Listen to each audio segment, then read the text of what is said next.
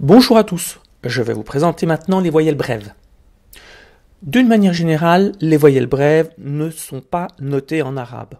En effet, vous ne les trouverez pas dans les journaux, ni dans les romans, dans la plupart des choses qui sont écrites. En revanche, vous allez les trouver dans les livres pour enfants, pour faciliter l'apprentissage de la lecture, ou également dans le texte coranique, pour éviter que les gens ne fassent d'erreurs en lisant ce texte. Alors, pour noter les voyelles brèves, pour ce qui concerne la voyelle brève A, il suffit de mettre une barre au-dessus de la consonne, ici en l'occurrence un B, et donc on lira cette lettre BA.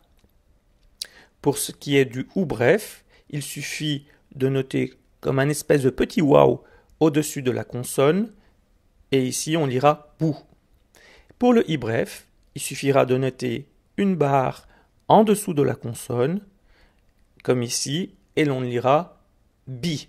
Le soukoun, c'est l'absence de voyelle, c'est le silence. Par exemple, ici sur la consonne B, le soukoun se lira b.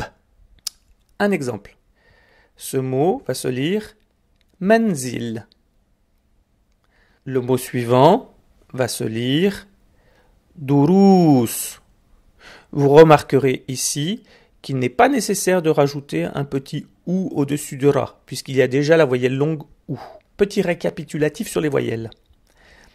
Alors pour les voyelles longues, il nous faut, on le rappelle, un alif pour allonger le son A, un waw pour allonger le son OU, et un ya pour allonger le son I.